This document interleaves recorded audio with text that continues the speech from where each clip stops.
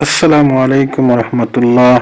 সম্মানিত প্রিয় বন্ধুগণ, দেখেন ঢাকা 17 আসন থেকে যে দুইজন প্রার্থী যে দুই দল থেকে লড়বেন, জনগণ এই ভিডিও দ্বারা প্রমাণ হয়ে যায় যে জনগণ চায় দাঁড়িপাল্লার প্রার্থী খালেদুজ্জামান সাহেবকে।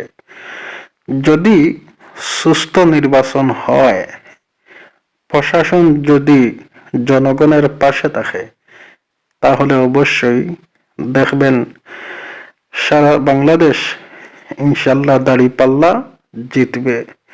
এই দেখেন কমেন্টগুলা, বেশিরভাগ দাঁড়িপাল্লার পক্ষে।